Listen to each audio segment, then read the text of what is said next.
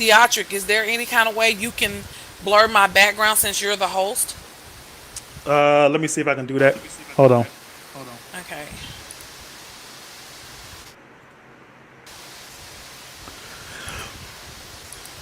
Let's see. Blur your background.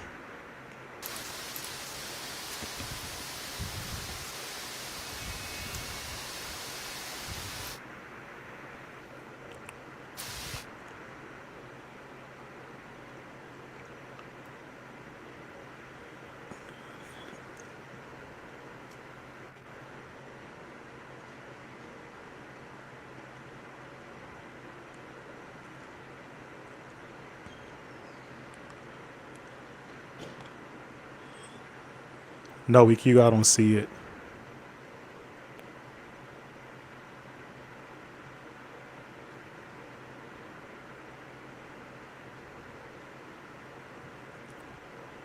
You hear me, EQ? I don't see the option to blur your screen. Let me see. Expand frame. Nope, I don't see that.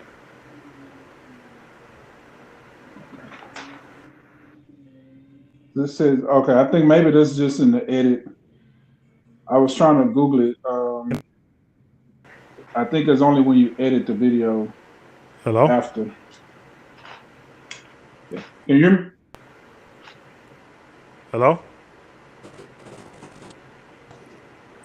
We don't get this together tonight. This devil is a lie. Yeah, we're gonna be good. Okay, so I'll just work with what I got. Okay.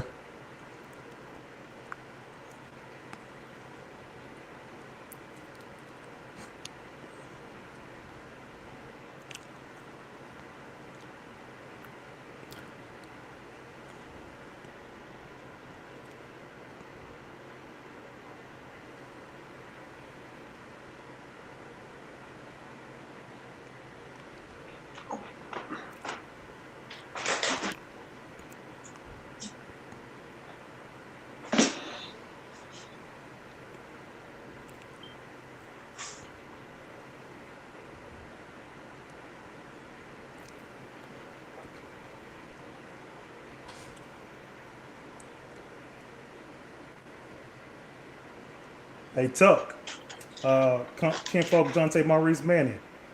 You guys go to YouTube, subscribe at YouTube, come over to YouTube, subscribe. Make sure you subscribe to all the channels, all the platforms as well. But go to YouTube, you want to watch the live recording, or go to Facebook Marketplace, you want to watch the live recording. Go to YouTube, subscribe to the Brandon Coles podcast on YouTube, and we'll be going live here in about 6 minutes to start the show.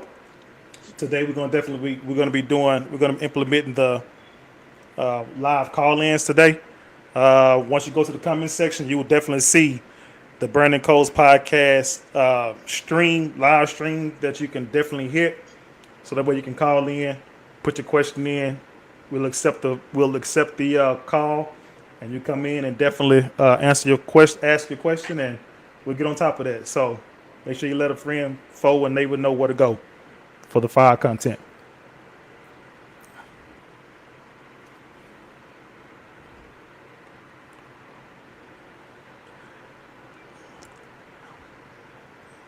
Is that my?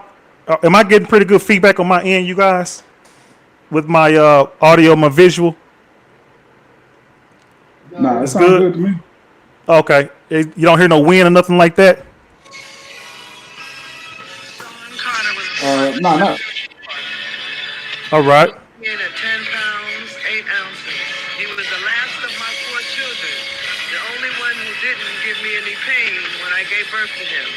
And that's how I knew that he was a special child. What up So with it, that's gentleman what we Jamal? doing. Ha ha ha ha He ha. We already with doing the theme foolishness. song. Look at listen. Already be messy. Okay, okay. I got you. Say less. Say less. I got you.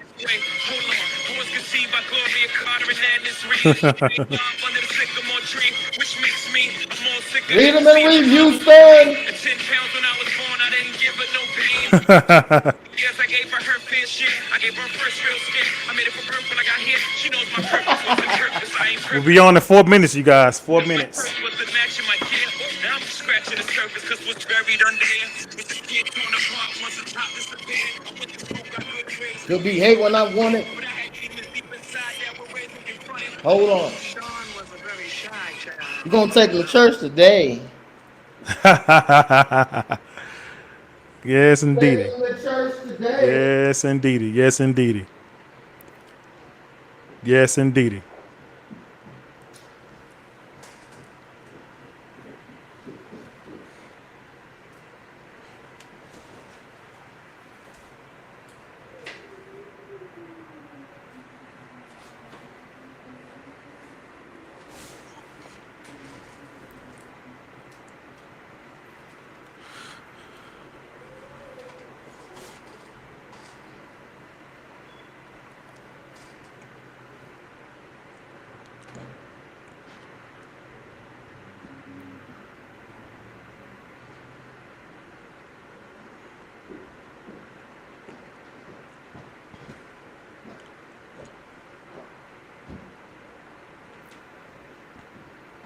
Yup. Can y'all hear me? Can you hear me? Can you hear me? We can hear you loud and clear. All right. Get ready to do this thing here within the next 3 minutes. We're going live.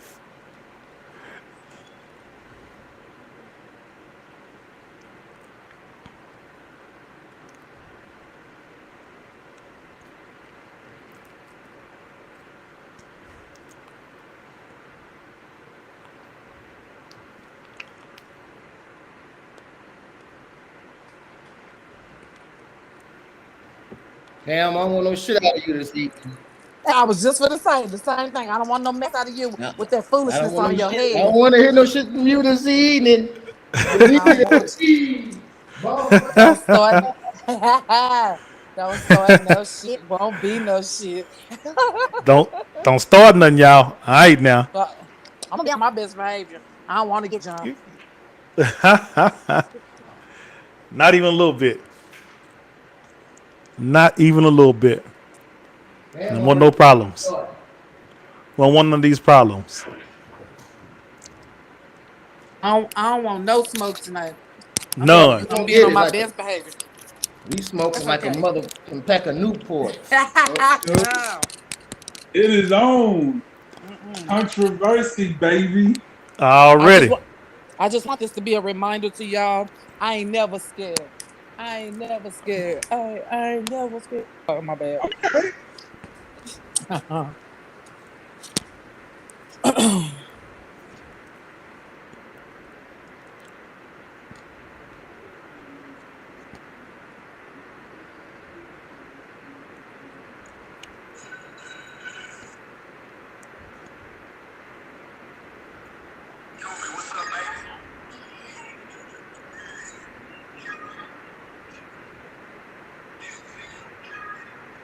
Here we go.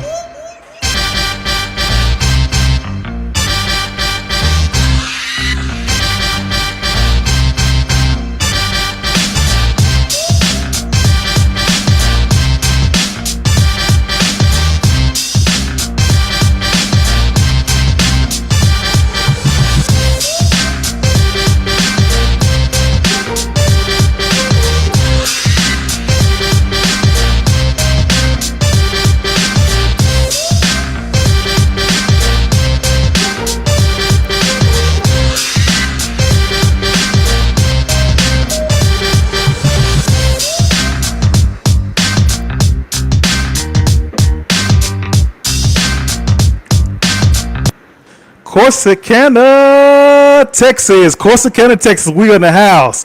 What's up, DFW? What's up, Houston, Texas? Yes, indeedy. We are back. We are back for another episode of numero three of the Burning Coals podcast.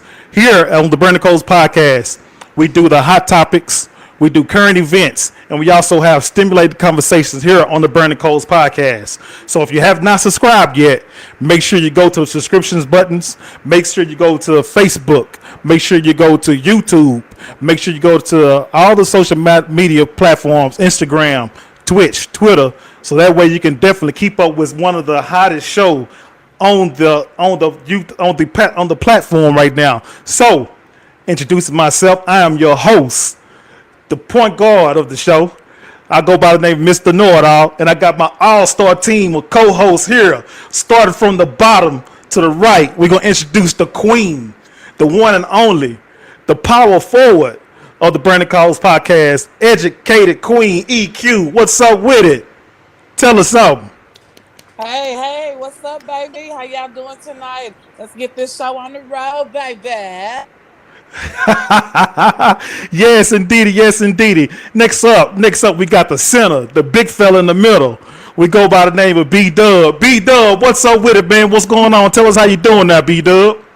What it do, man? Feeling good, ready to get controversial.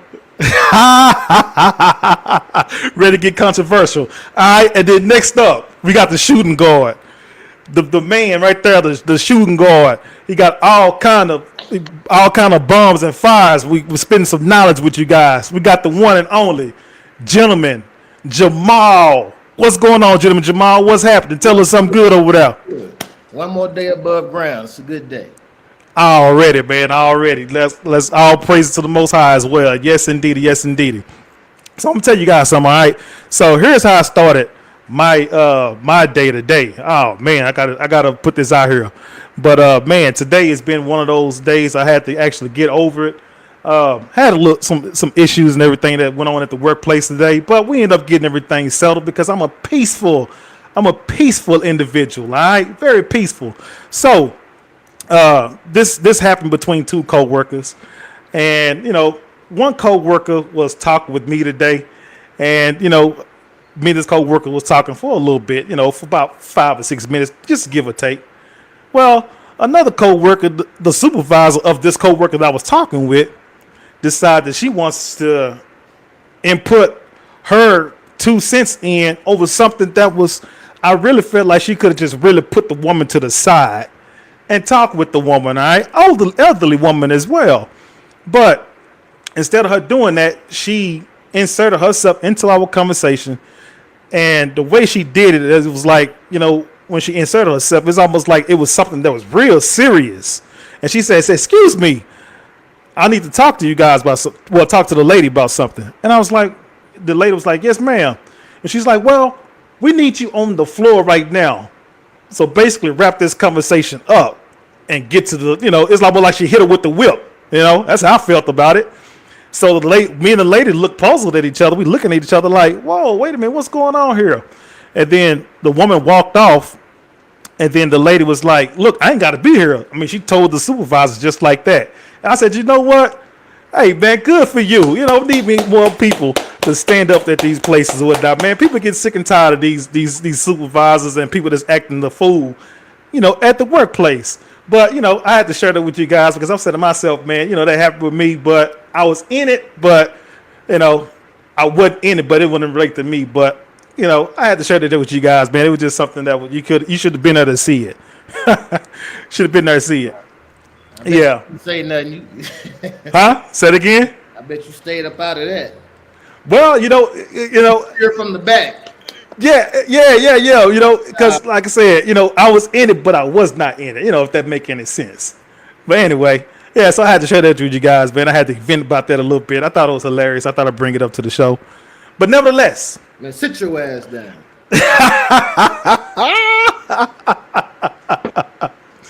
Today's topic, y'all, we got to come with it today. We got to come with it. Controversial topics that we're going to come up with today. And you know what? But first, before we get to that, I want to bring up a hot topic that's been going on right now. Okay, that's been streaming. I've been seeing some, looking up on the news, scrolling through, social media and different platforms and hot topic platforms as well. But I got to share with you guys this, all right? Arizona, the state of Arizona, okay, has went to they're trying to get a law passed in Arizona. If it hadn't passed, they on their way to working it out, passing it in Arizona. But apparently, there's the police department that's there in Arizona. They're saying that they want to be. They feel that they cannot do their job with people recording, but they want people to stay like 8 feet away from any type of recording done. When police is on, when police is doing their job. Okay, so they're saying they want that rule because they feel like the citizens, when they are closer than 8 feet, that they are pretty much interviewing or they're not interviewing, but they are in the way of them doing their job. Tell me what you guys think about that type of about that Arizona law that's being passed. How do you guys feel about that? I don't think that's unreasonable to ask for 8 feet. 8 feet is not going to stop you from recording anything you need to record. I mean, even with COVID, you should be at least 6 feet away from anybody. I mean, 8 feet is 8 feet. As long as they don't stop people from recording altogether, I don't see the big issue with it. I think that's a happy medium. A little distance, 8 feet. I don't need to be no close to that, because if it goes bad, I don't want to be that close to it if it goes too bad. So you got to look at it both sides. Obviously, it's hard to operate with somebody this close to you. Again, COVID protocol, 6 feet, 8 feet. It's not a hill worth dying on, is what I'm saying. Obviously, you don't want any kind of restrictions, I guess, ultimately, but 8 feet, it's not a hill worth dying on. We got bigger battles to fight than crying over a couple feet distance. So, I think a lot of stuff we get, it's just a distraction from the bigger picture. That's not a fight I would take on if I was, either side. 8 feet, give it to him. Okay, that's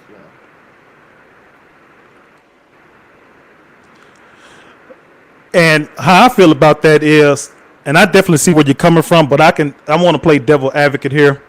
I'm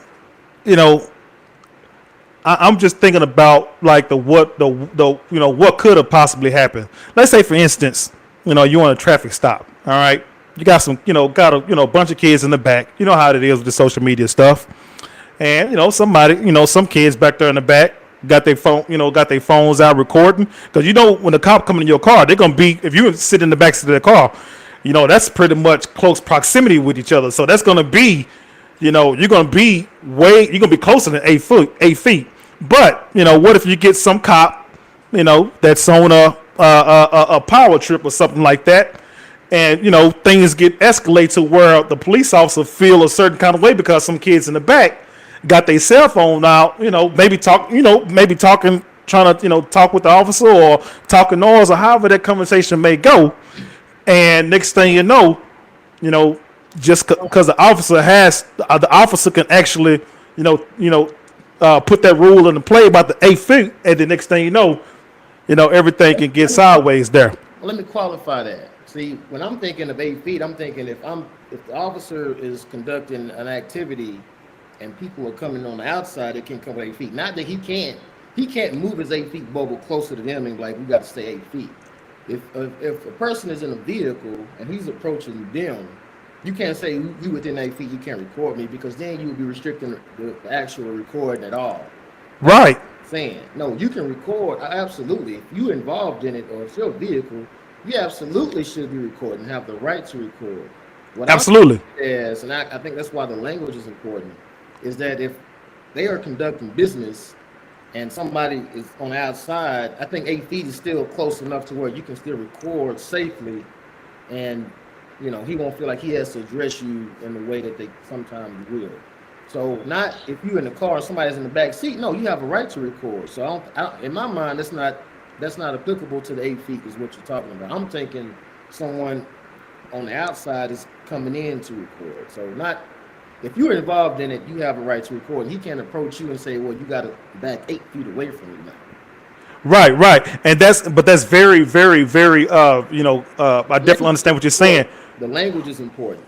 Right, and that's what I'm getting ready to get into. The language is very important because without that language, man, that can definitely be a scenario that can definitely transpire and take place to where, since the officer, since the state's saying, hey, look, we're going to implement this rule, the 8 feet rule, and if that language is not in there, you're talking about, how it is, Gentleman Jamal, with the gray area when everything is not black and white. Sometimes some police officers don't know how to work inside the gray area, if that make any sense. They don't know how to work inside that gray area at all because it's not in black and white.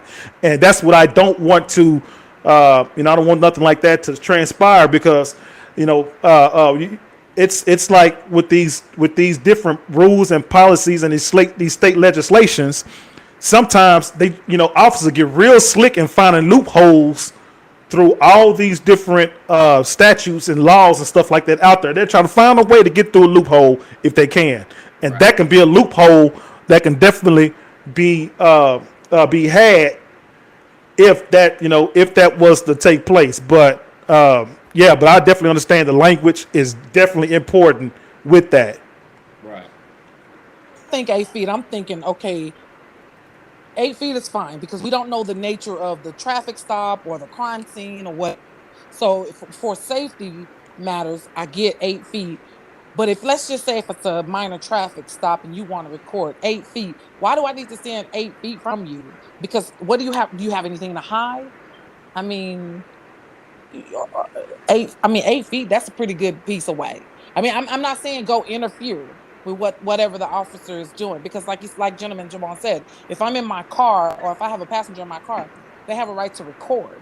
But just for some random person off the street 8 feet away to record what an officer is doing, I mean, zoom in if you need to. I mean, but 8 feet, okay, why are we standing 8 feet away from an officer, but during COVID we stood 6 feet away from each other?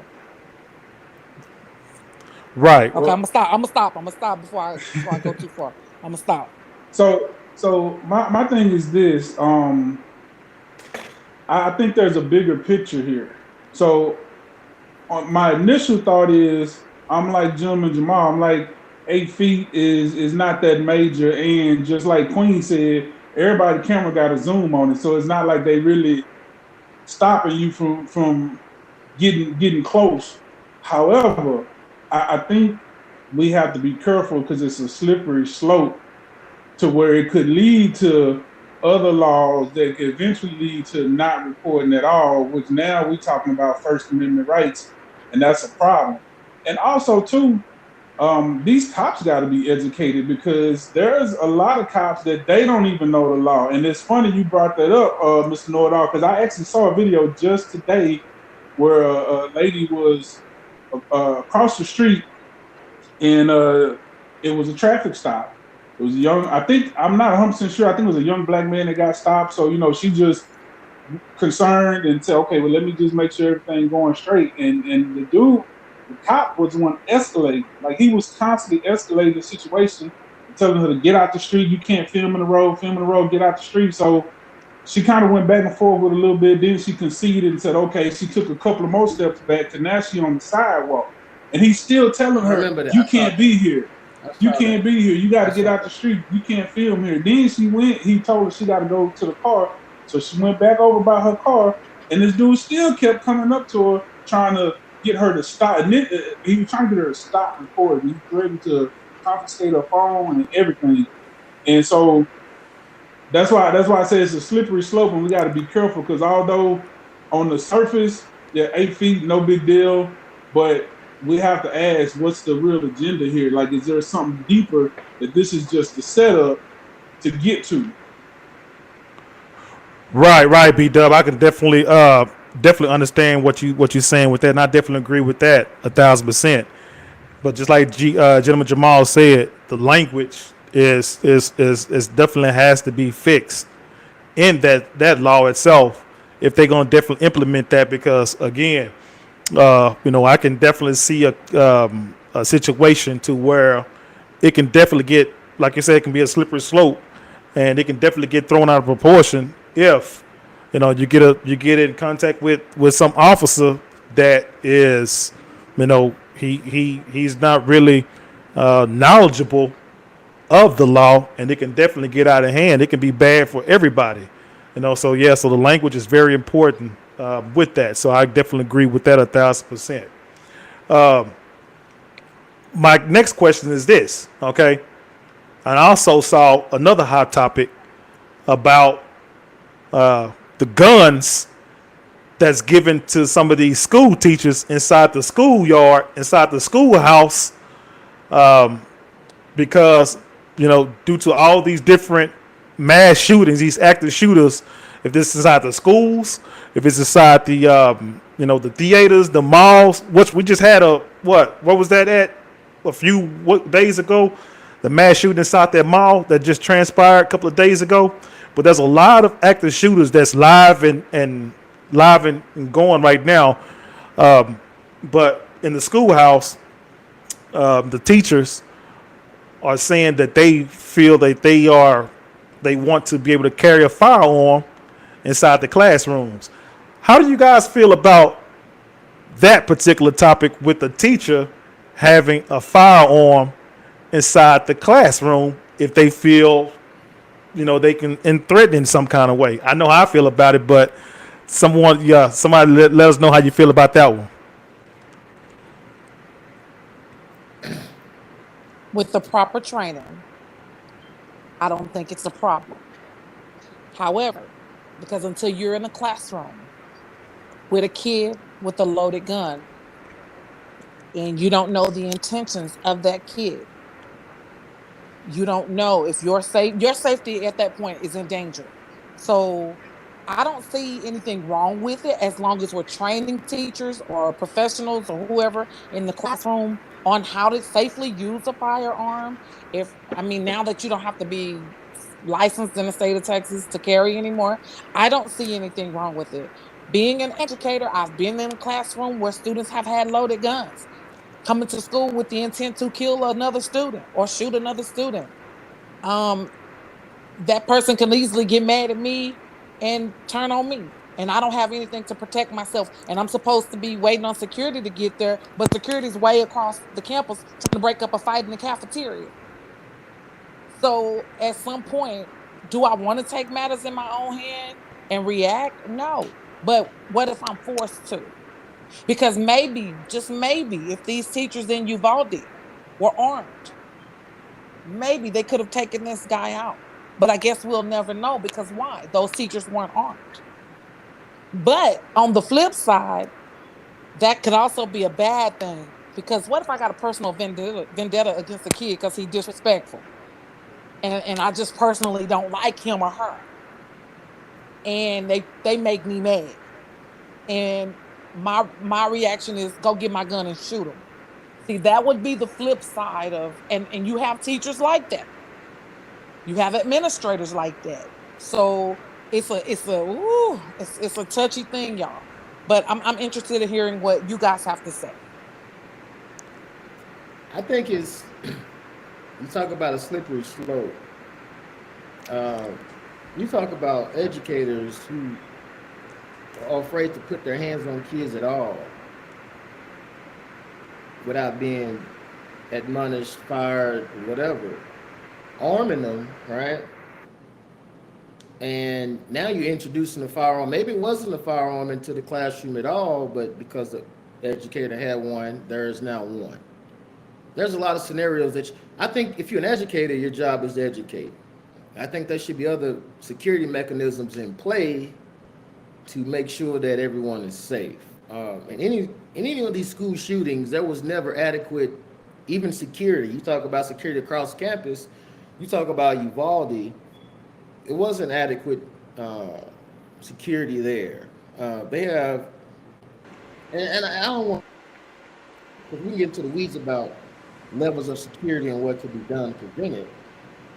But as much money as the government spends on other things, and I won't go into detail on what those things are, they can easily outfit every school with professionally trained armed security personnel to throw it there. Coming from inner city, in junior high, we had metal detectors and dogs and all that. I know that's taboo now, but it wasn't taboo when I was coming up.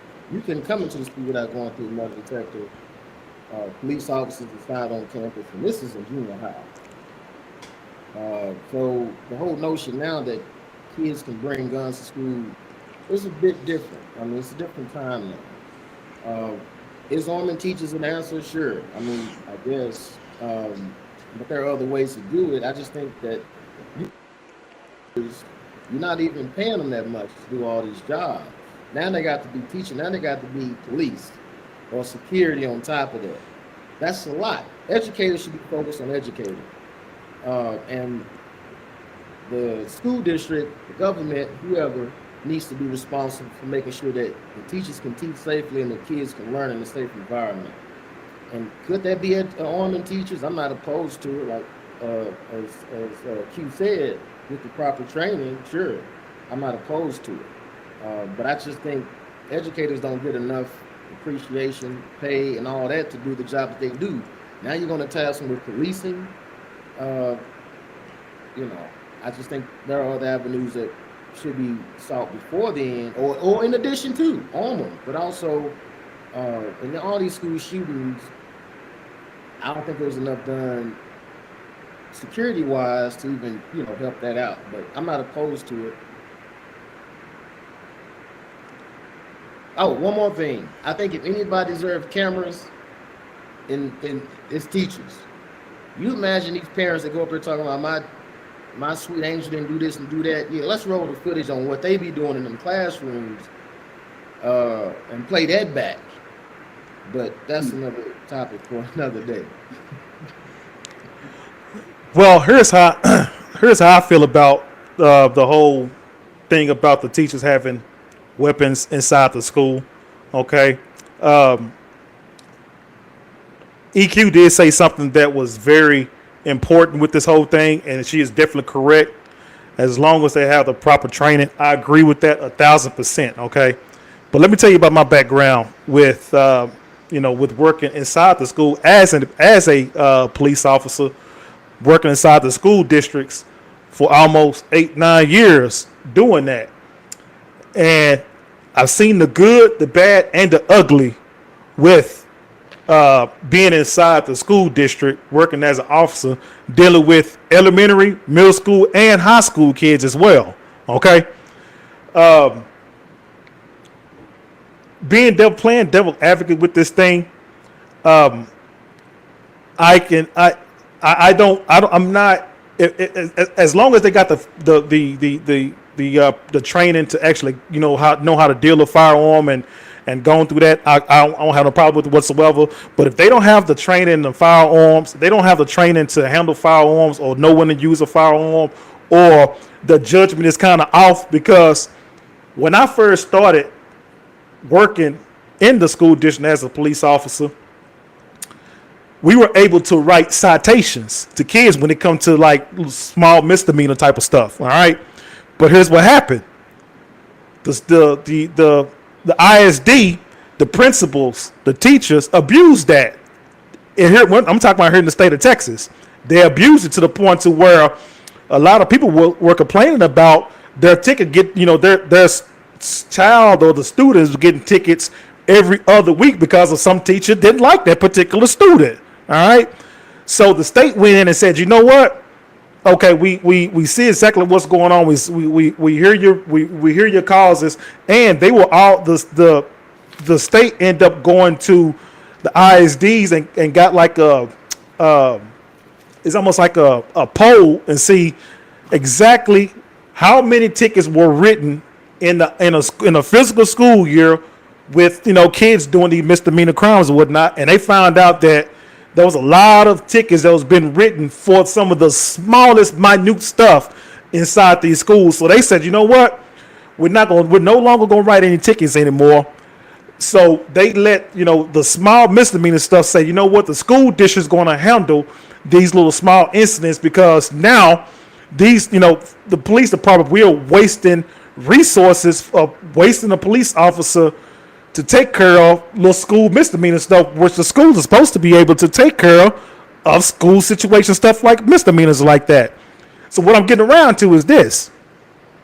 I can see where some school teacher who is anal, who has an issue with a student that they've been wanting to get been wanting to discipline, or they feel disrespected by a student, and they can amp that up to feel like they instead of disrespect, they can amp it up to being I'm been threatened, and I think that whole situation can definitely get bad because of these teachers whose judgment is not all the way there. I've seen it happen. I've seen where a teacher bite out water they can chew with these students, and the student, it gets real bad. I'm talking about from elementary all the way to high school. So as long as the training, EQ, General Jamal, B-Dub, as long as the training is done, and this teacher don't have that type of mental capacity to where they are, their judgment is thrown off. I don't see it being no problem. So I'm not gonna play devil's advocate. I definitely have a side over here. I'm gonna give it to you like this. The U.S. government does not care about your kids. The U.S. government said F your kids because, first of all, Miss Know-It-All, I'm glad you was able to get yourself out of that situation because the whole idea of having cops in the school is just ludicrous to me anyway. We're talking about kids. We're talking about a system that literally just said, screw it, I'm done. We're not even going to try to teach no more. We're not going to try to reach no more. We just going to come in every day, get our money, and whatever happens with these kids, who cares? That's the way I feel about it. And like it was mentioned earlier. So I'm going to say this. We got tens of thousands, if not hundreds of thousands of U.S. veterans that are out of work that could be servicing these schools, people who are trained. Now, I'm 2A all day, so I feel like everybody should have a gun, but I'm not really on the side of pushing a gun into the hand of a teacher and forcing them into a situation. Now, if there are some teachers who are trained, who are gun enthusiasts that go to the range on a regular and train for these type of situations in their personal life, and they are okay with taking on that responsibility, fine. But I don't think we should be putting teachers in that situation to do the job that the U.S. government is supposed to do, which is to protect us. That's just my opinion on that, period. Just to piggyback what he said, a teacher's job is to teach. You have security personnel, police. I'm not against. The only reason I'm not okay. So when I was like I said, we had police when I was in junior high. And if something was to happen, it was going to happen off campus more likely because it did keep a lot of stuff outside of the school. So I'm not opposed to police being present in school. I do like the fact that they're limited. You don't want to start the prison pipeline stuff too early. But just for strictly security reasons, just to keep active shooters out, just to keep people from having, weapons in the school and threatening the staff. Because just like in any municipality, state, local government, federal, it has to be secure enough for people to operate. A teacher cannot teach if they're not safe enough to do so, right? Imagine trying to learn or imagine trying to teach. You got to think of both sides. It's hard to teach or learn in a chaotic scene where the threat of violence is always lurking around. You can't function that way. So it has to be some level of security in place before true education can take place. And it's not the teachers aren't taking enough responsibility. They got to play mom, dad, counselor, all these roles for pennies. Now you want to task them with this? No. And again, as Mr. Know-It-All says, it takes more than just, okay, I know how to go down and shoot a standing still target, to know weapon retention, to know when to shoot, not shoot, and all these other things. And tasking that with an educator who's already underpaid, is I don't think it's right. B Dub said you have a lot of veterans who are trained and all that. I'm not. I like that idea. That's been brought up before. Uh, to kind of make sure that there's always trained, and that's all they do is focus on security. Let the teachers teach. They already got Right. enough on their plate to be worried about. Now I got to be police and security. No, I'm not opposed to it, but with, like you said, that's training and all that's in place. I don't want to task them with that. Let them educate. That's what they're there for. Teach. They're not there to raise your kids. They're not there to police the school. But that's my 2 cents. And that's the problem. A lot of parents think the teachers are there to raise their kids. And just to add to something that General Jamal said earlier, we need to flip the situation. Stop allowing these kids to have these cell phones in these classrooms. Let's get a camera up from the teachers, because these kids antagonize these teachers and get something started, and then they record the response of the teacher, and now they want to go viral, and everybody want to talk about the teacher and what they did, but nobody saw what the students did to agitate that situation.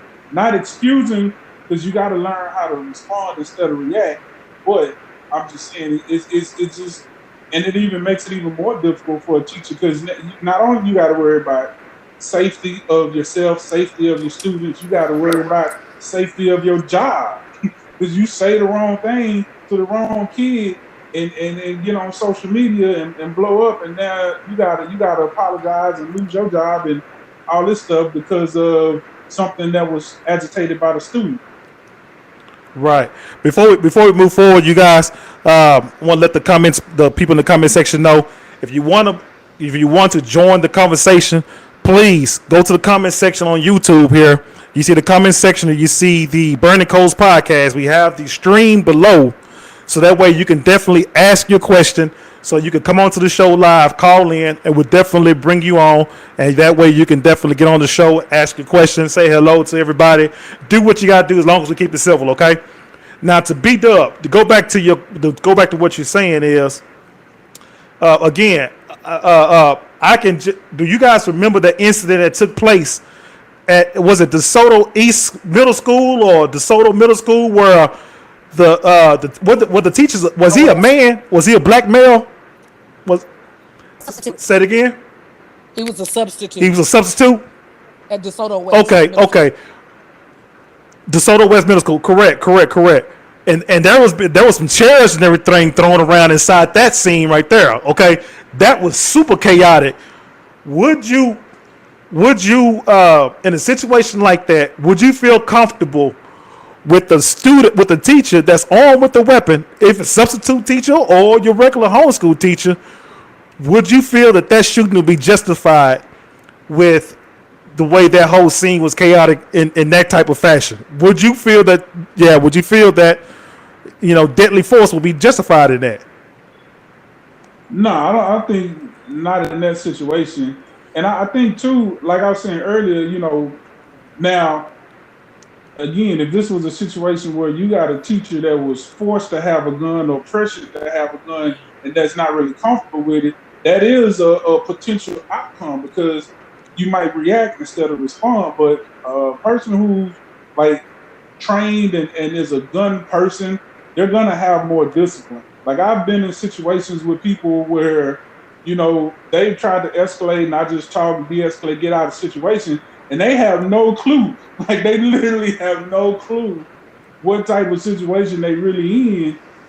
And because there's no talk about it, you don't go reaching or pull or none of that. You continue to try to de-escalate. That's a life-saving move that you make, that when you only have that move left. Not, any type of physical altercation can be walked away from. Now, I do understand throwing chairs. Yes, that could be considered deadly, because you could get potentially hurt like that. But I think still in that situation, I would say no. You just got to figure out a way to protect yourself and get out of that situation and resolve it a different way. I wouldn't feel comfortable if somebody pulled out a teacher, even if they didn't use it, even if they just pulled out a gun. I would not be comfortable with that.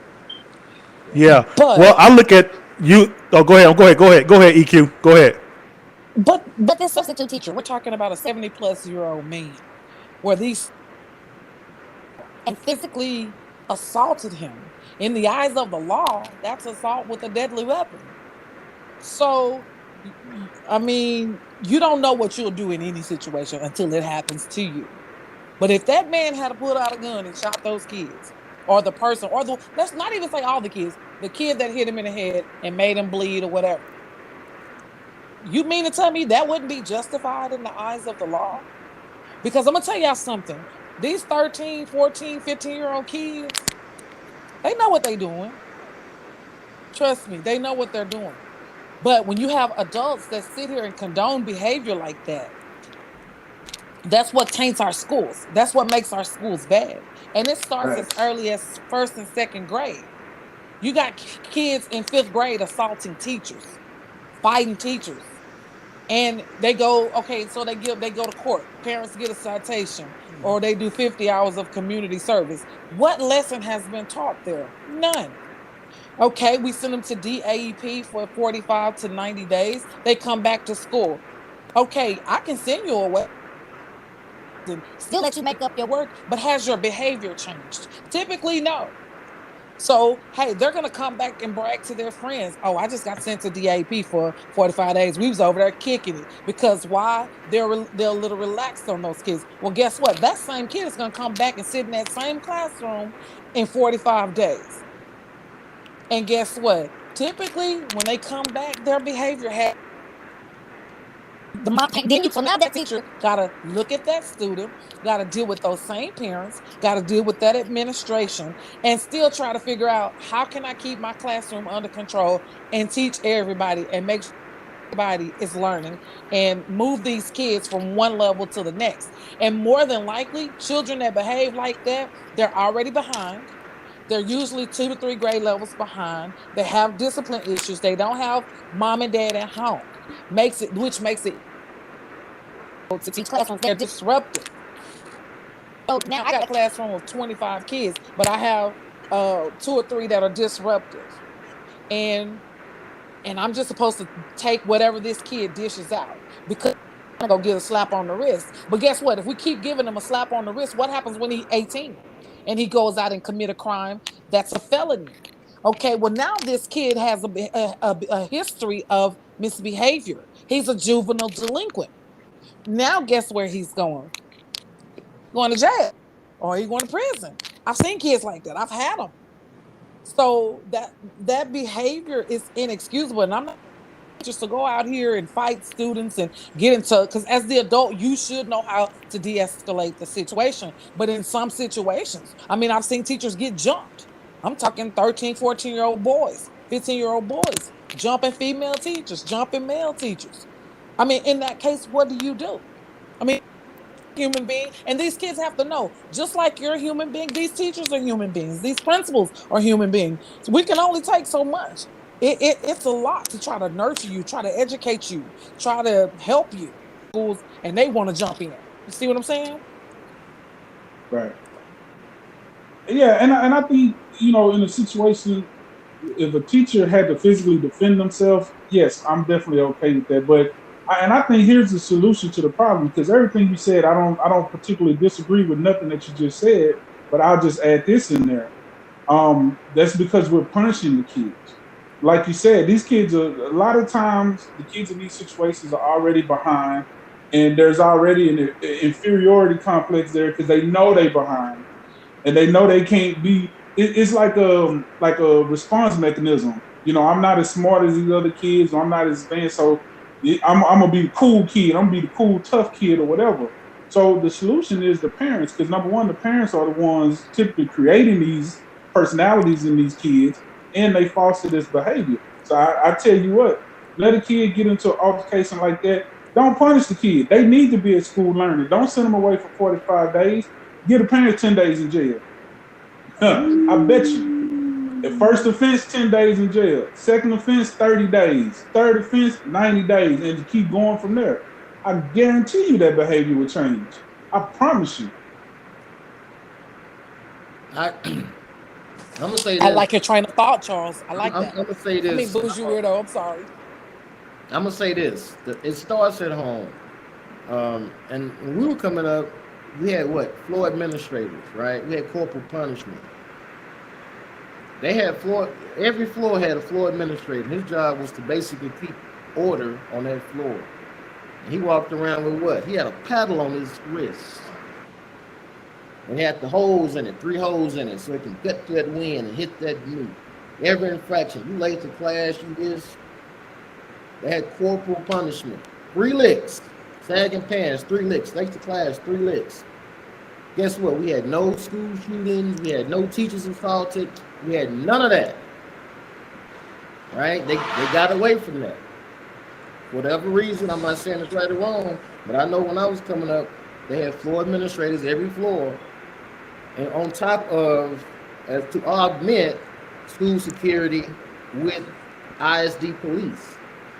We had none of that. We had no teachers. Teachers getting assaulted was a no-no, right? But they had, like, you understand, education is getting you ready for real life because guess what? There are real consequences when you get outside that school. There's not going to be no PTA, no parent-teacher meeting when you get to a certain age. You commit a crime, you have to deal with them folks. And ain't no mom and daddy going to be able to help you when you're in front of that judge. There are real consequences to your actions. They have to learn that even in school, unfortunately. But like I said, when we was in school, there was a floor administrator. Between classes, he walked around with a strap and a paddle on his hand. You gonna learn today. Teachers supposed to go there and teach. They're not here to raise your kids. They supposed to be able to teach. Send them home to you. You raise them. It starts at home. This is what I'm talking about. The video footage, yeah, it should be in every classroom. So instead of the parent coming up there jumping on the teachers talking about, no, let's play the tape of the footage of your kid acting up in the classroom. And if you still want to act up, then like B-Dub said, then you need to get punished for bad parenting. Because I wasn't afraid of what was going to happen in school. I was afraid of what would happen if they called my mom and them. Because I was like, when I got home, I was going to get 3 licks in school. And then when I got home, I was going to get a level of punishment, which I didn't want. That kept me in line. Right. We got a question. Here in the comment section. Derek Two-Time Rice. He says, D, quick question. When you were working inside the jail system, were firearms allowed inside the actual facility? Question of that, Mr. Rice. Working inside the jailhouse, there was no firearms allowed inside the jailhouse itself. Matter of fact, if you were a peace officer and you had a sidearm, you had to put your sidearm inside of a locked box before you even went inside the jailhouse itself. So to answer your question, Mr. Rice, there was no firearms allowed inside the actual facility of a jail or inside the jailhouse at all. None. There was no firearms at all. Let me talk to you guys again about this, okay? Because I'm with the situation with the school teacher that happened in DeSoto. Could you imagine being that teacher, that with the age that he was, inside that chaotic scene like that? I mean, we're talking this man with this age, 70-something years old, substituting, all right? And you got this scene that's chaotic with these students is raising all kind of, they got their cell phones out. He got chairs flying. Just think about if that was your loved one, that was your uncle or your grandpa.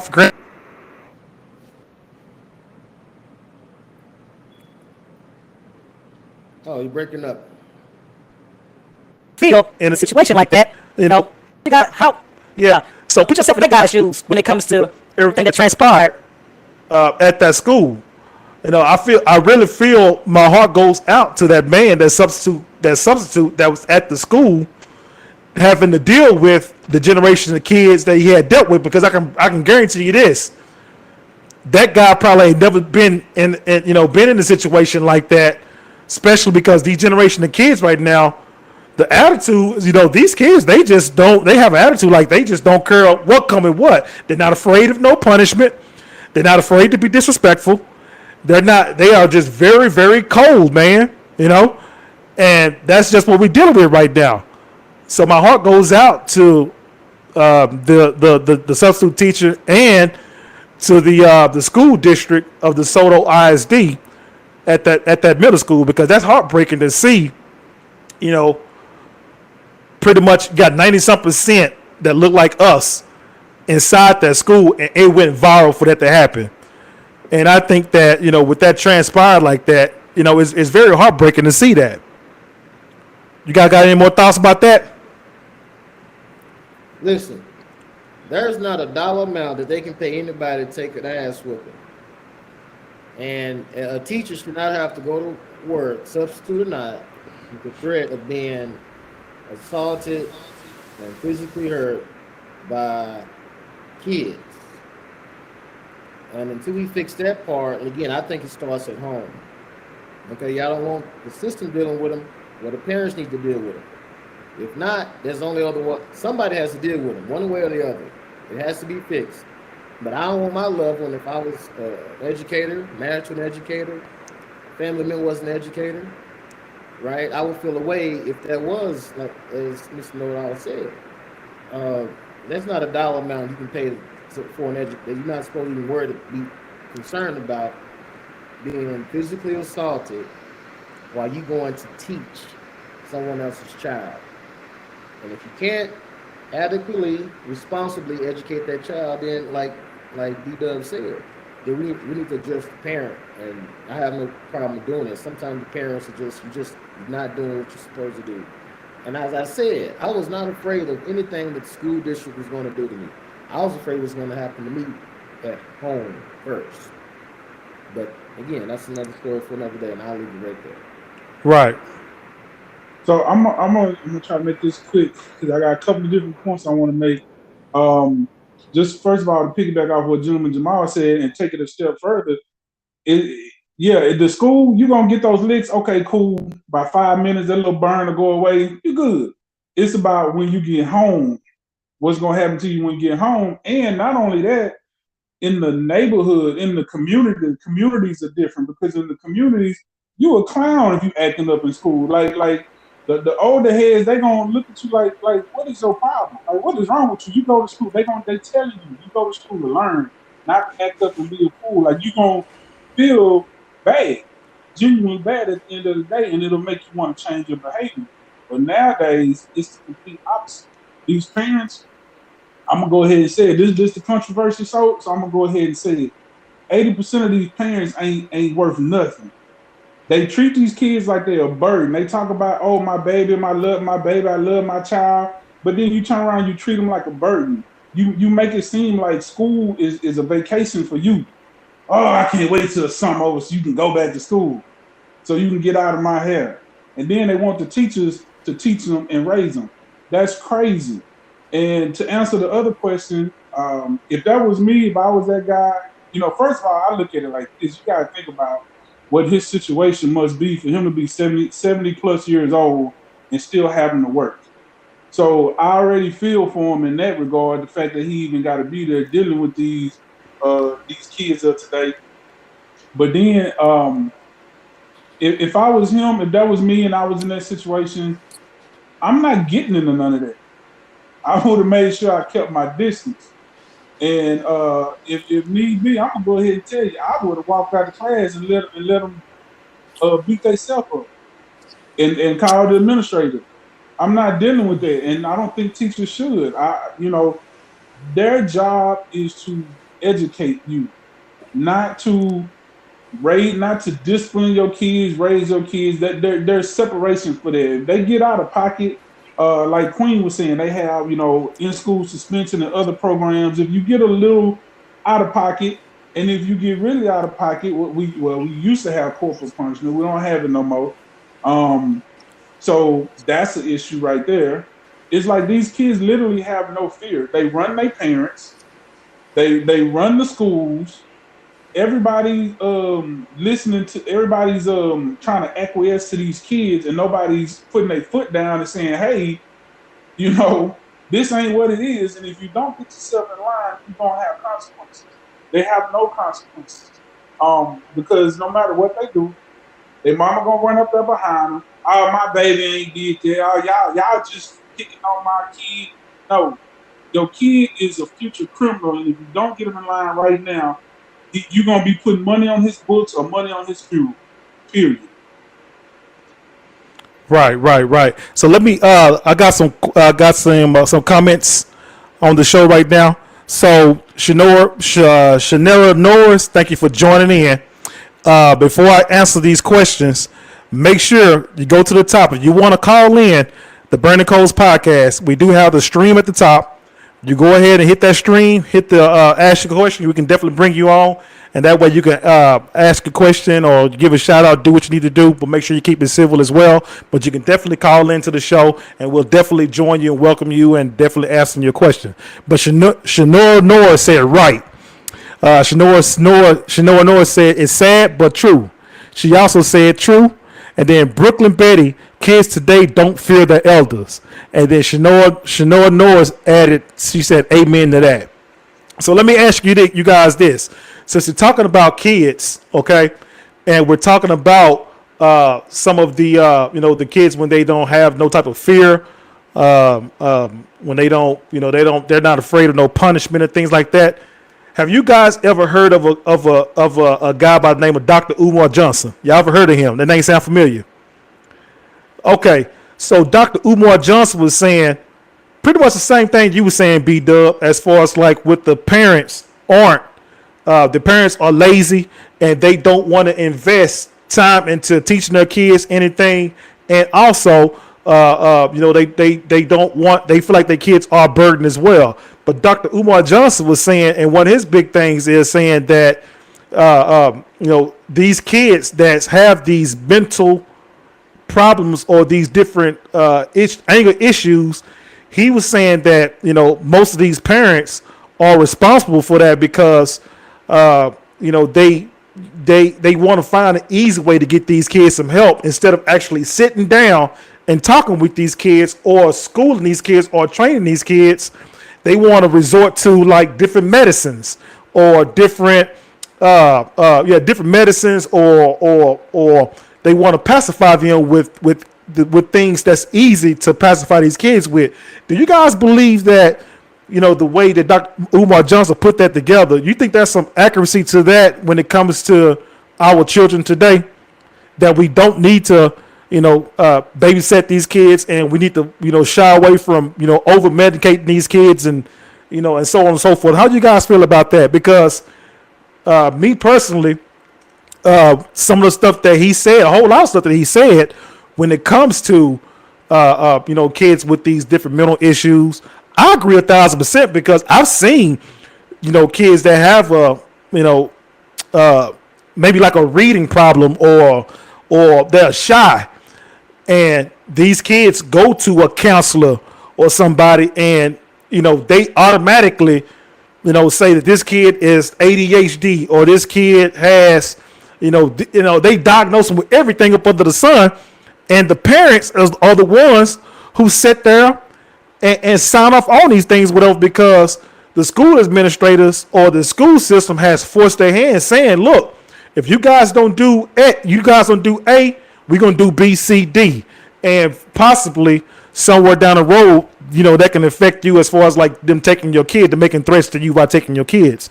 Do you guys feel that that's, Dr. Umar Johnson was accurate on that whole things about how the system works as far as like with the children, with over medicating them and things like that? How you guys 100%. Feel about that? 100%. Because that's exactly what it is. It's like soon as you do anything, it's ADHD or ADD or whatever. They want to label every behavior as something other than a child that just either needs more guidance and more attention or some discipline. 9 times out of 10, it boils down to one of those two things. They either need more guidance, more attention and talking to, or they need some discipline because they have not had that yet and they don't fully understand that actions have repercussions.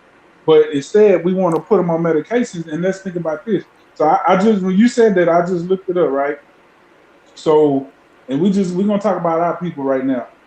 14.5% of all black students are diagnosed with ADHD. So that means what? That means now they got to go on medication. Where they get the medication from?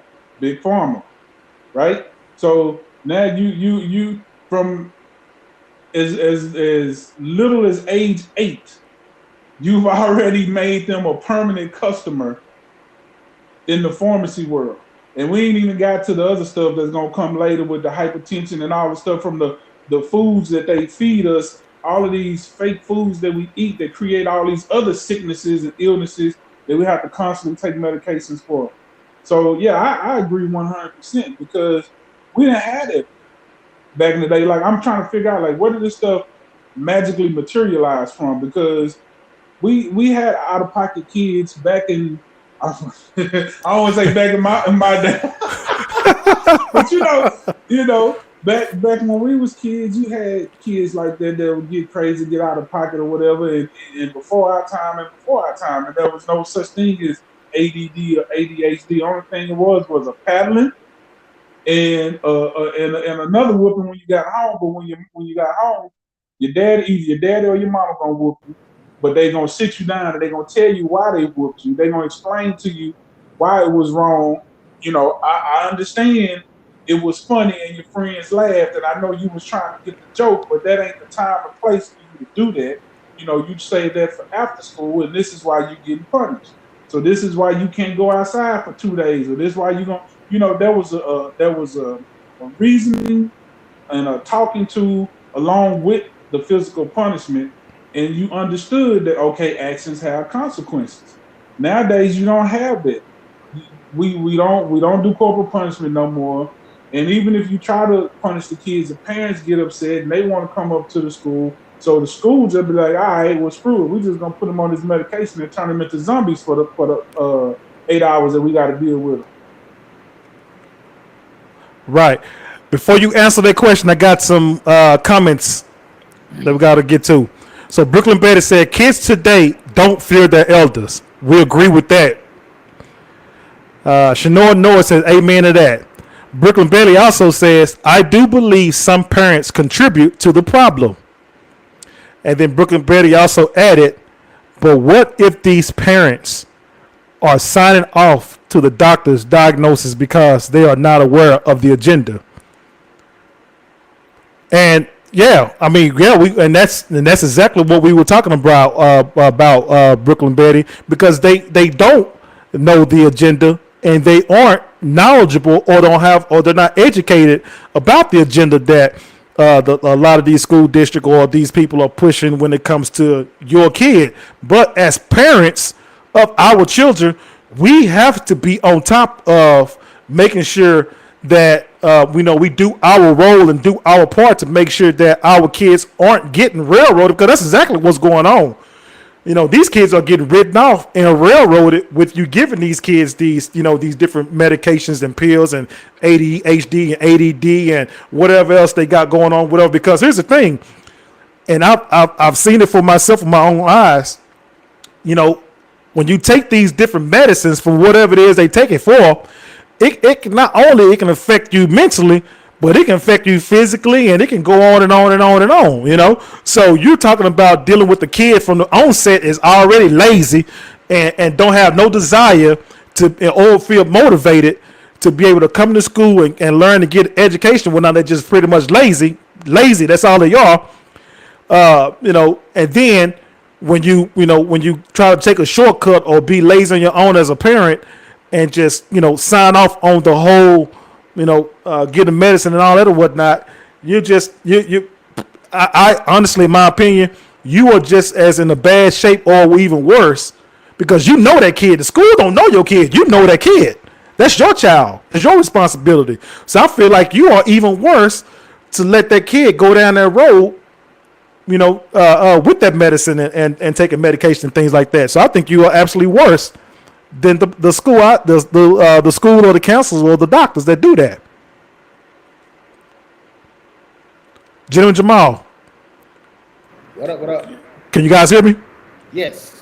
Okay, so we're gonna go into the we're going to go since we are talking about these different kids and we're talking about responsibilities of the parents. We're gonna stay in this same topic, but we're gonna talk about the men that's being taken out of these homes. They're trying to they are trying to feminize our men and remove the men out of the homes. How do you guys feel about? Hold on.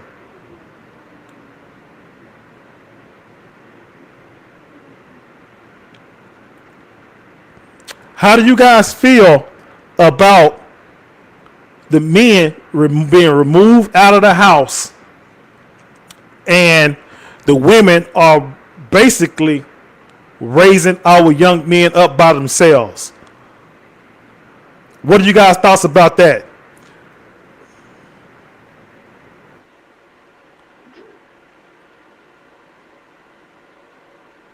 Oh man, I definitely got some feelings about that. I think first of all, let me say this. I think it goes twofold. We're not gonna let men off the hook. We're not gonna let these fellas off the hook because they are just as culpable to a certain degree. But we know the real, right?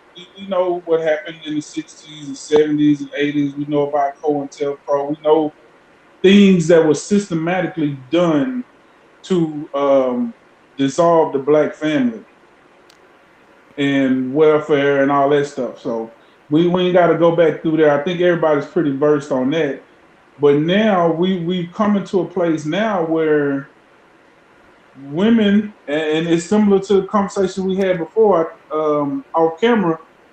You know, women are really trying to come into their own. All of this is it's a lot of new for women, right? You know, as we continue to develop as a nation, more and more opportunities are coming about, and so this is to go back for just a second when men were first taken out of the home and women were given welfare, and it's like, okay, you can get all this welfare, or you can stick with this man who we gonna blackball. We're not gonna hire. He's not gonna be able to make a sufficient living for you, or you can take this welfare and you can eat good. So a lot of women chose the welfare, unfortunately. And now we're in a situation where instead of the welfare, it's opportunities. Well, I can work, I can go get an education, I can make good money. And so basically what I'm saying is men, we bypass the fact of balance because men and women we're on two different extremes a lot of the times when it comes to thinking. That's why that family unit is so important because mama can't go too far left because daddy gonna pull her a little bit, say, okay, wait, hold up, come back over here. Let's not get too crazy with it, and vice versa. So when daddy go too far right, mama gonna be like, nah, okay, wait, nope, let's get it back here, and you stay balanced. But when you take that away, now you only have an extreme. You have women who either do one or two extremes. There's no middle. There's no balance. Either they baby their kids, it's particularly they boys. I'm gonna say this because the girls is like it's crazy. Like they hard on the girls. They constantly telling the girl, no, you gotta be independent. You gotta do this. You gotta do that. But they sons, they just let them be POSs. And mama gonna always be there. Mama gonna always be there for her little man. I'm always whatever. Mama ain't nobody gonna take care of you like mama. Ain't nobody gonna love you like your mama. Or you get some women that go to the other extreme and they super hard on them and abuse them and beat them and talk bad to them and talk crazy to them and you gonna be like your daddy and this and that. So there's no balance. And I think a lot of these young boys are just lost. Number one, they don't have an identity. So now when you don't have an identity, you become easily influenced. And what do we see on TV every day, all day? Who's getting all the love and the shine and who's untouchable? Like we talked about before. Everybody want to be on the winning team. And we know who winning right now because we know who are off limits. The alphabet people are off limits. You can't say nothing about them. It's you you say anything, cancel, fired.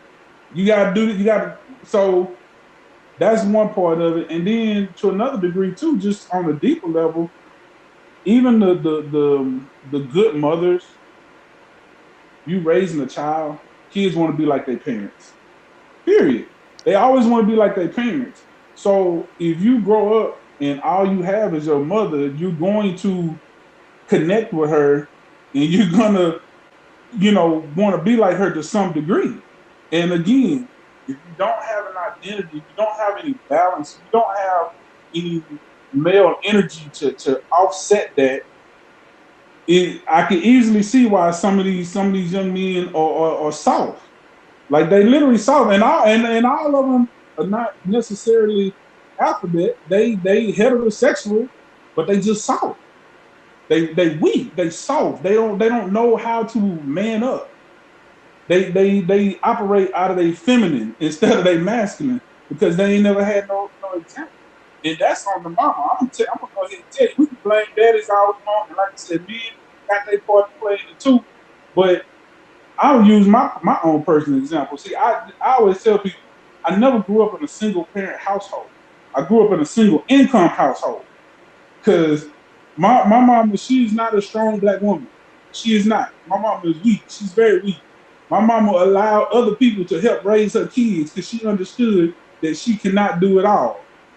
She was my mother, and she allowed my father to be my father. She never interfered in our relationship. My relationship with my dad is whatever it was going to be, regardless of what their relationship was and however it was. That didn't have nothing to do with me.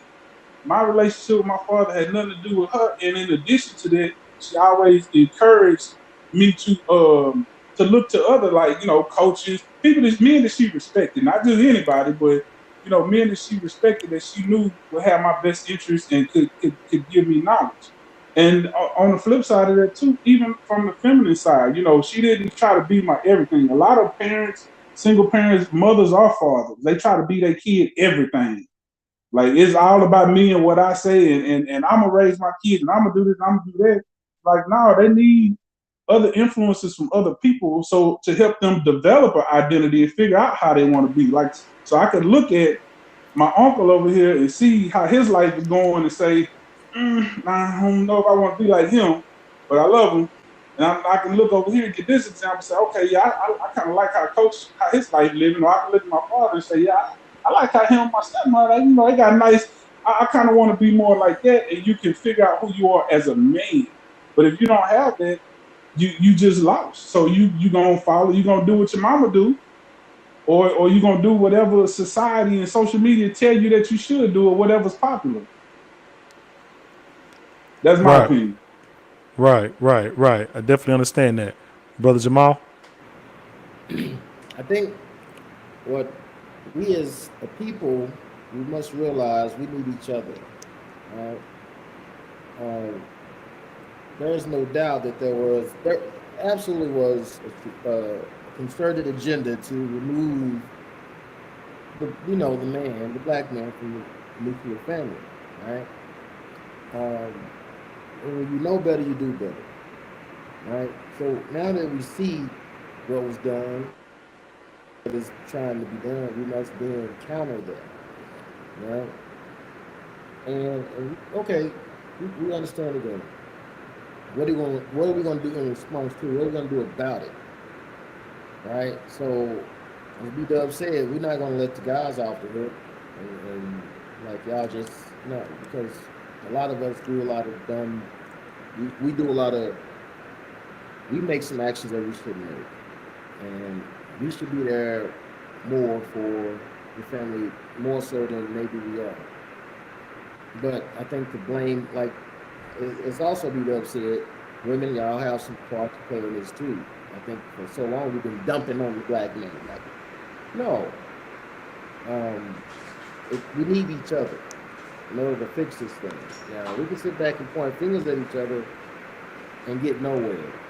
We shouldn't be fighting each other at this point. We understand the agenda. We understand the attack. We need to start playing chess We need to be strategic in how we respond to it. And right now, they got us. We're not against each other. Um, we need each other in order to correct this thing.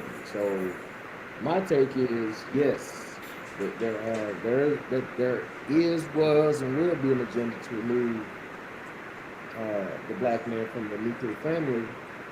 The question is, what are we going to do in response to? What are we going to do about it? And I think the first part is acknowledging what happened, what was done, what is being done, and acknowledge that we need each other. Um, both sides we have roles. I know that's like a taboo word, but we have roles. And as long as we understand our roles, acknowledge it, and embrace it, and move forward on one accord, we'll be fine. But we're too busy fighting each other over silliness. I think it's another distraction tactic. Men, we need our women. Women, y'all need us. Let's acknowledge that, get over that, and just move into a better place. Well, it's easier said than done, especially with the society that we live in right now, gentleman Jamal. Because I say this because uh, we have it, the way everything is designed right now. Like B Dub, alluded to earlier, he mentioned, he brought up the fact that the welfare system was it was the basically the beginning of the destruction of the household, as far as like putting men out of the household. Okay, so now they've continued to find ways, and they're very, very manipulative when it comes to making sure the men stay out of the household, because now they've come up with all these different agendas, as BW alluded to. You got the alphabet community, you got social media, radio, you know, pushing this agenda with with women being real feminine. These feminine women. They're saying, hey, look, let's find ways to keep these men, these masculine men, let's keep them out of the house. And they're using finances. They're using, like I said, TV shows. Because you look on a TV show and look on a commercial, what are they putting out there? What type of energy are they putting out there when it comes to people that look like you and I? You see commercials with a woman that's raising the kid by herself. You'll never see a man around at all. So you keep pushing that. You keep pushing that on the TV screen, on the commercials, and you're pushing that into the TV shows, and you keep pushing that. Now, that does. It's like a muscle memory type of thing that you got going on, for you to say, okay, it's okay to not to have that male man inside the house with her, because it's what you see. This is what they pushing out there all day long. And then it's in your music. So they find all these different ways to make sure they keep this repetitively going on into your mind. So that way, what used to be normal, now it's, what used to be abnormal, now is normal now. But you only see it done to us. You never see another race when it comes to, families and things like that. You look on the commercials, you look on the TV shows, you'll never see a show or a commercial with, other races. They always had a man in the house, family, got the dog and the picket fence and the gate and the whole nine. But when it comes to us, we're in a project, single mother, 4, 5 kids, different baby daddies. Social media.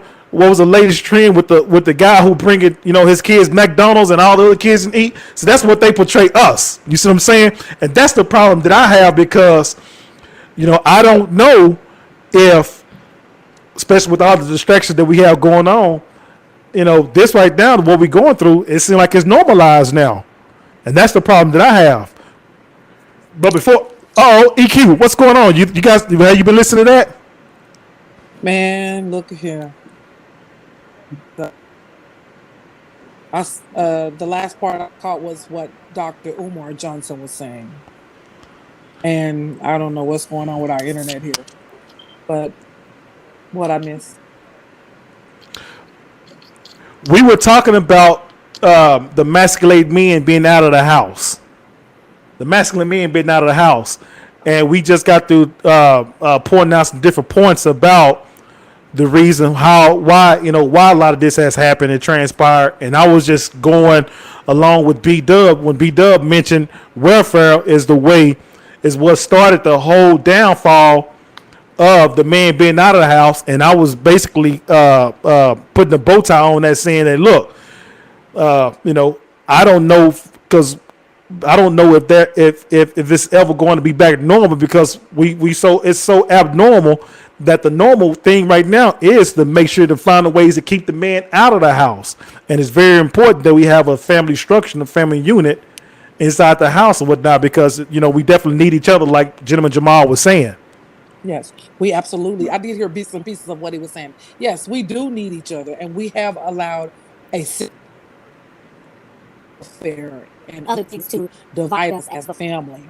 Um, and one of the biggest issues we have with today is our kids. A lot of kids don't have parents. Mama strung out on drugs, daddy in prison, being raised by grandma. Grandma's 70 years old, trying to raise 6 kids.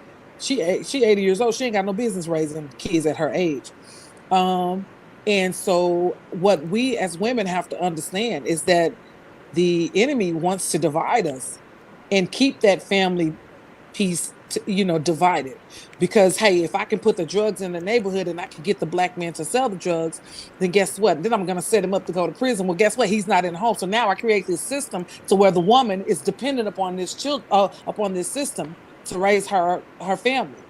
Okay, well then guess what? If she has a black son in the house, he's gonna be 9 times out of 10, he's gonna fall through that same pipeline daddy fell through. He gonna go to prison. Okay, now you just got mama and daughter. Okay, well, mama working at Walmart, she ain't got but nothing, maybe a 7th or 8th grade education. She working at Walmart trying to raise 4 children. So it's just a no-win situation. Then you go to school, our schools are putting labels on these children. Okay, mama agrees to it because the first doctor she come across says, oh, well, little Johnny is autistic, or little Ray got ADHD, so let's medicate him. So now these children who were probably born as crack babies or drug babies, or we have children like that, let me say that, not all.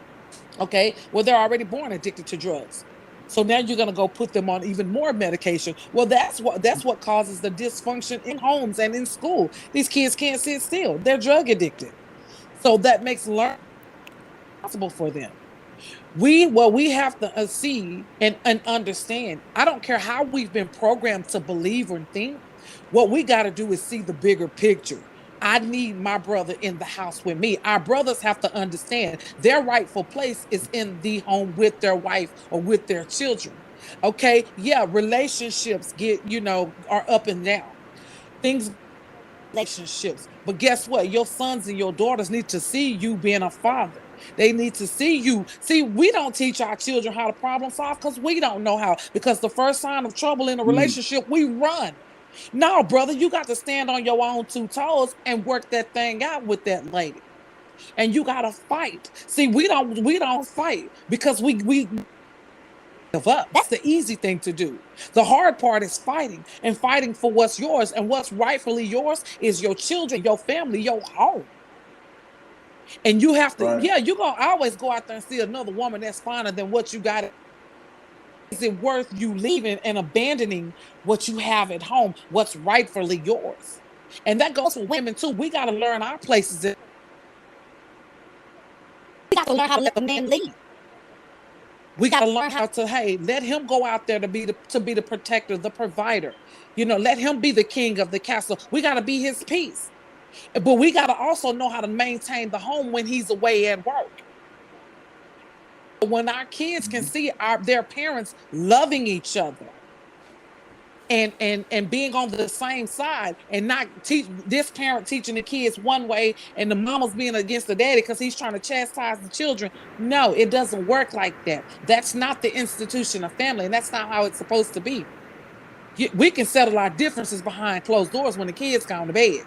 But if daddy say Right. no, then daddy's no should be no, and mama should reinforce that.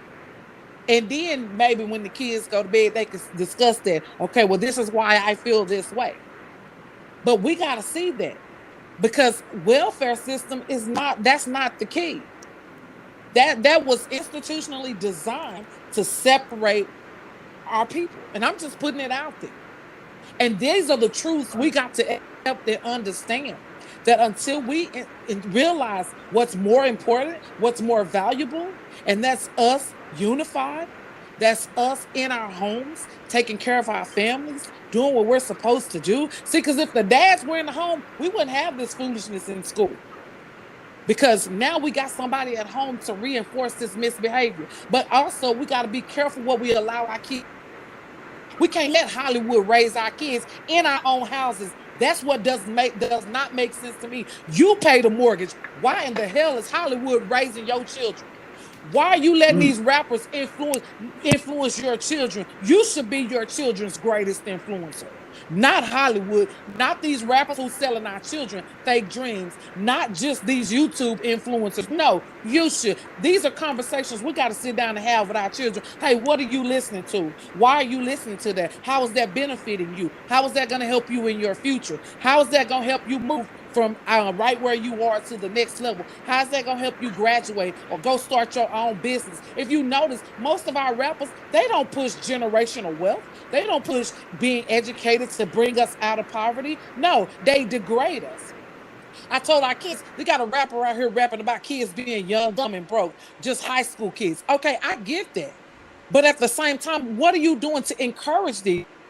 What are you doing to teach our people how to come out of poverty, how to get off welfare? See, now where's the church? Because the church have a responsibility too as the community.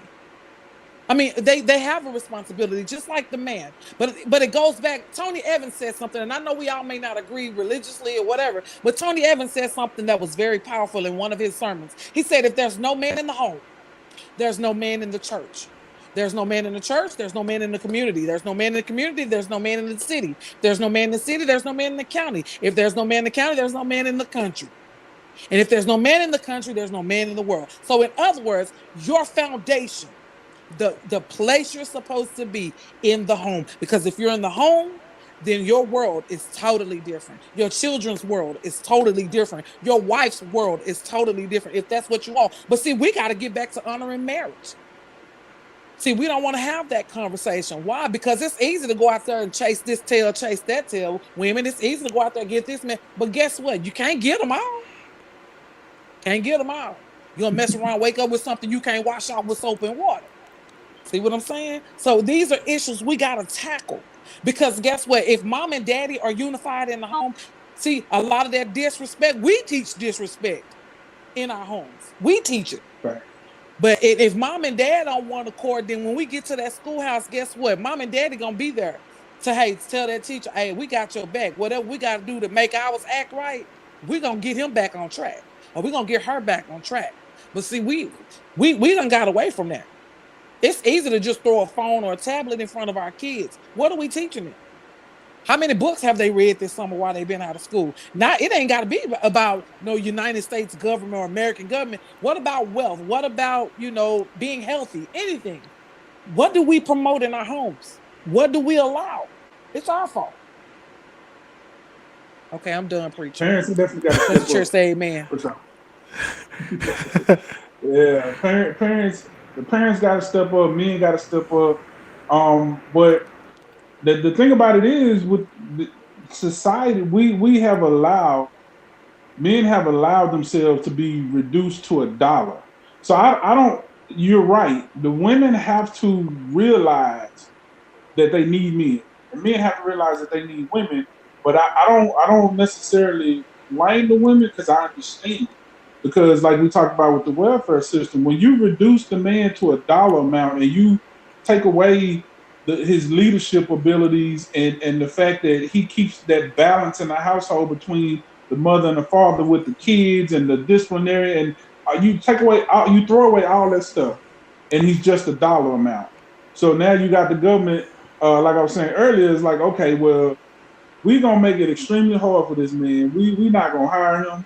We're gonna make it difficult for him so he can't make money. But if you get rid of him, we'll get his welfare check. And now that has progressed, because that's still in play. Even in 2022, that's still in play. But then to add on top of that, to make it even worse, women now have so many opportunities. So now, if I only look at you as a dollar amount and what you can do for me financially, but I can go get my own degree and get my own job, what I need you for. So on the flip side, the men respond. Like I said last week, men play by the rules. Not saying that it's right or wrong, but we play by the rules. Women, society, America has reduced the man, particularly the black man, to a dollar amount. So now women get their own money. I don't need you in my house, right? So the men respond to that by saying, "All right, cool. Well, if that's what it is. So now I'm gonna flash a couple of dollars because I only need you for one thing. Since you only need me for one thing, I only need you for one thing. So I'm gonna flash a little bit to get what I need to get out of the situation, and then I'm gone. But now a kid done transpired from it. But it's like, okay, well, you Miss Independent, go be Miss Independent, and that's completely wrong. That's where we fell off at as men, because we have no um pride in having kids. Like for a man to have a child, it used to be such a prideful thing. You couldn't wait to raise your son up to be a man. You couldn't wait to give your daughter all of these lessons and teach her how to find a good man. But now the men don't care no more. These young dudes particularly don't care. They'll spread they seed everywhere and just keep it moving. And the women don't particularly care because they just looking at you as a dollar sign. So now if I got my own dollar signs, I don't even need your dollar sign. So it's just crazy on both sides. But yeah, we definitely gotta figure this thing out. We gotta figure out some kind of way to get that understanding so we can start coming back together and realizing that there is more to a family than a Benjamin Franklin or a bag. Like there's so much more that these kids are missing out on, and a lot of these kids are so unbalanced because they don't have both components. It's like you driving in a car that only turn left. Like you can't, like you're not gonna ever get to your destination. You know what I'm saying? Because it's just crazy. So I definitely agree with everything you said. Um, can't speak too much about the church. I'm a very spiritual person, but I'm not really particularly, on the church thing. But I do understand where you're coming from, and I agree because the church did used to be a critical part of the community, and you're 100% right because you even had men and women who were just community people.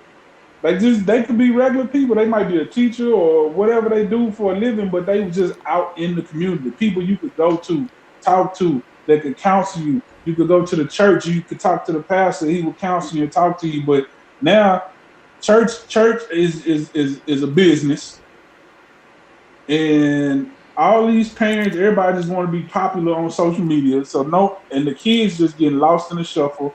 Therefore, the cycle continues and continues and continues. Wow, listen, you guys, man, you guys brought the fire tonight. Yes, indeed. We definitely learned a whole lot tonight. And man, let me read these comments in because we're going to definitely have to close this thing up, whatever. But we might have to do an episode number. We have to probably do a 2.0 of the controversial message that we send in here because, look, man, look, we only halfway through the different topics that I had. So I didn't even think that, that we were going to get this detail into what, 2 or 3 questions already. And I had like a total of like, what, 7 or 8 questions. So, but we are at the halfway point here of all the questions and whatnot. So we might have to do a 2.0, of this topic with the controversial topics and whatnot. So we have to do a 2.0 with that one. But let me read these comments before we get ready to close this thing here, okay? Monique Smith says, it definitely takes a village. She was referring to, with the kids. And yes, Monique, we definitely agree it does take a village. Shanera Noah says, the best medicine you can ever receive is prayer. That's also a good point there, Miss Shanera Norris. Tiffany Burnett says she's here. Thank you for joining, Miss Tiffany Burnett. We appreciate that so much. Monique Smith says, preach that. I believe she was alluding to EQ when EQ was talking about everything that she was saying with her giving her knowledge. And then Monique Smith also says, go to the school and spank some butt. That corporal punishment that we missing inside of school. Yes, indeedy. Put your foot in that butt. Yeah. So we've reached the point of the show where we call giving you the bag, and to give you the bag quote this time is going to be: listen, stand on your 10 toes. Stand on your 10 toes. Don't let nobody push you off you or let nobody deceive you. So stand on your 10 toes. Don't let nobody ever deceive what you got going on, okay? So now that you got the bag, what you going to do with it? Anybody got any closing remarks? Each other. That part. I would say this. When you said it's easier said than done, everything is easier said than done, right? It's easier to say you're going to fly across the world. It's harder to do it, right? It's easier to say this, that, and the third, right? Easier said than done, that's a given. It's easier to say that you were going to start this platform than to do it. Right. So at some point, you guys do the work. This is where it starts. The conversation, then the work has to follow. So I'll leave it at that. Listen, y'all, to the subscribers there, to everybody that's tuning in to the Brandon Coles podcast. Please make sure you go to the YouTube. Make sure you go to Facebook. Subscribe to YouTube and Facebook for more content of one of the hottest shows that's out there, the Brandon Coles podcast. Hit that subscription. Hit everything. Let your friend, foe, and neighbor know exactly where to go. And also, you want to send emails, go to the Brandon Coles podcast at yahoo.com. Send your emails there, and we'll definitely answer your emails. We'll definitely send you information, and we can do interviews there, set up interviews. We can do it all. So make sure you go to the Brandon Coles podcast at yahoo.com. My name is Mr. Know-It-All. We got B-Dub, Gentleman Jamal, and EQ. Till next time, to the next episode. We see you later.